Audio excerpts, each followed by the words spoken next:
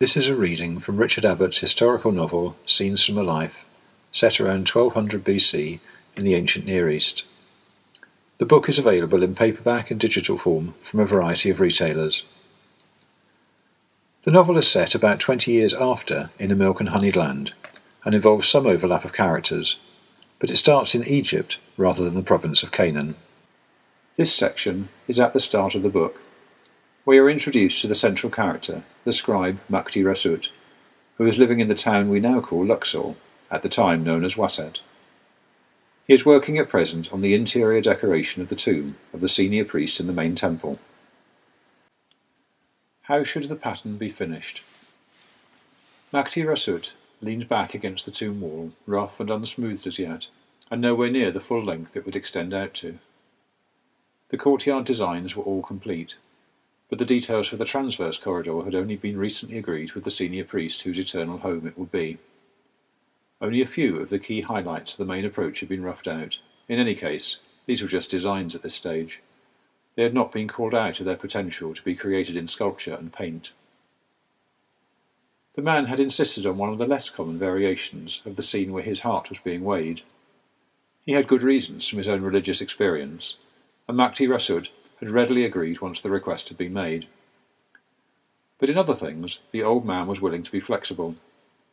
They had sat together on several occasions while the priest told him something of his life's endeavours, and they worked together on the ideas that emerged.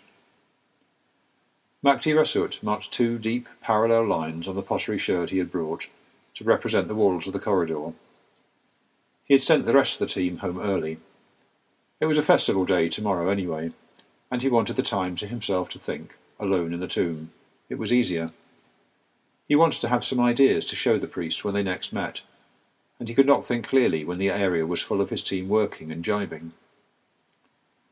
Dreams had steered much of the old man's life. From what he had said, a dream had sent him out years ago now, into the provinces, Gedjet mainly, with a short spell up in Beit Shean at one point, and other brief sojourns elsewhere. Another dream had called him back to Waset. Other dreams, too, at different times, held less profound significance, but were still vivid in the priest's memory. So dreams should figure prominently on the chamber walls. The journey out to Gedjet was a focal point. It could blend several traditional elements with some unique ones. That should please the old man, whose words often betrayed the same mix of past and future, convention and innovation. He sat there for a while, looking at the space available, working out in his mind where the main pictures and writing should go. Finally, happy that he had something definite to present to the priests at their next meeting, he added the ideas as rough notes scratched onto the sherd. He packed everything away. He would do a neat copy tonight, back at home with better tools and more light. For the time being he was content, and sat back again against the end wall. He was very tired. There had been a series of long days. He had never worked with some of this team before, and he had wanted to be first in the workings every day and last out. It set a good example, and also gave him a good sense of the new men's attitudes. It was, as usual, some good and some poor.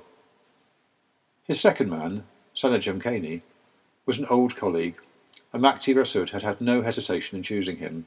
He had worked with him on several occasions, both recently here and also longer ago elsewhere up and down the land. For the first few weeks, Sanajam would lead the left side, while he led the right himself.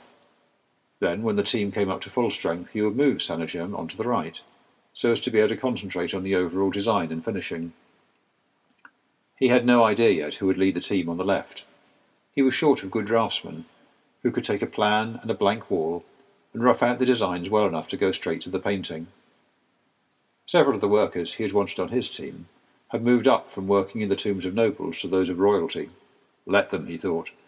The nobles' tombs were more interesting and more diverse than the eternal homes of those who were of higher rank.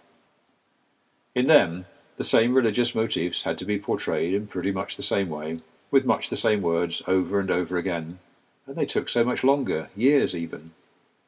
His work for the nobility suited him perfectly. A few weeks, or a few months, maybe a season or two, then the job was done and he could move on to the next one. In fact, he thought as his eyes blinked shut, Perhaps it was time to think about moving on from Waset altogether. It was considerably more than 2 years since he'd come here, bored with the trips out into the eastern desert overseeing the gold mining. It had been a good couple of years, but perhaps it was getting to be time to move on again. South, as far as the river turns turbulent, perhaps? That sounded very promising. He had no particular desire to head downstream again, back towards former homes, but there were enough places to ply his trade further up the river to keep him in work for a long time to come. He caught himself falling asleep and sat up straight again. He would just wait a little longer, in case some further inspiration came to him about the patterns. He really was extremely weary, though. His thoughts were flitting about like dragonflies, hovering here and there over the stream with constantly moving wings, unable to settle. For a little while he daydreamed about a woman he'd seen briefly in the marketplace over at Waset last week, a junior singer at one of the temples, judging by her dress. But she seemed very remote, separated from him by the width of the river as well as profession. He sighed. He could not even remember her appearance well enough to conjure it in his mind's eye, and the daydream kept slipping back into an everyday fantasy, with nothing to distinguish her imagined body from that of any other woman. It was hardly different from reflecting on occasional nights spent at the houses of pleasure over on the east side of the river, though some part of his soul wanted the experience to have more meaning. The brief glimpse had not been enough to feed him with anything substantial. He bundled the headscarf that he had needed in the cool of the morning behind his head, closed his eyes, and leaned back against the wall, rough but solid and secure behind him. Perhaps he would think better like that. But in fact, he must have fallen asleep, because all at once the dream came to him. It was a familiar dream. He had had similar ones several times before, each time with minor variations. He was inside a darkened boat, somewhere below decks where the light of moon and stars would not reach. He was rocking in little waves, as though the boat was crossing gentle ripples as it drifted downstream. It was warm, and his body was cradled in a nest of soft fabric, dark and red all around him. The boat had eyes on the prow that watched out ahead, he knew, although he could not see them just now. The boat contained ample nourishment to satisfy him, though just now he did not need it. The boat had a wide beam that made her stable in the water. It was deeply pleasant. He looked down, still in the dream. He was wearing a pair of startlingly white sandals. The sandals were of a style and an extravagance that he would never think to wear in waking life, but here it was fine, more than fine, just right, in fact.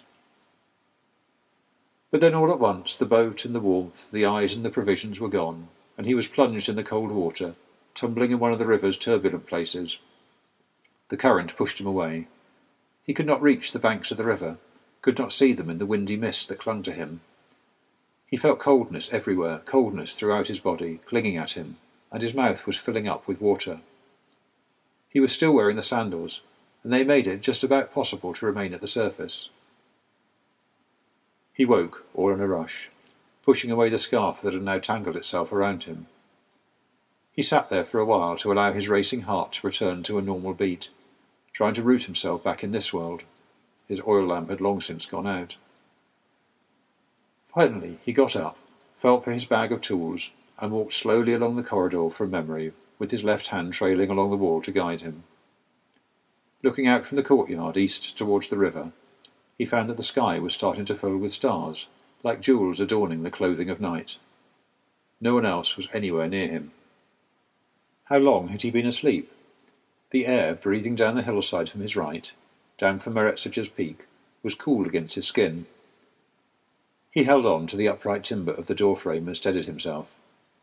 Eventually he walked home, offered a pinch of incense and a brief prayer at his little household shrine, pulled at some bread and dried fish without really tasting it, and finally settled himself on top of his bedroll, tossing his unwanted clothes into a corner. He lay there for a while alone in the dark, feeling dislocated, and finally fell asleep again.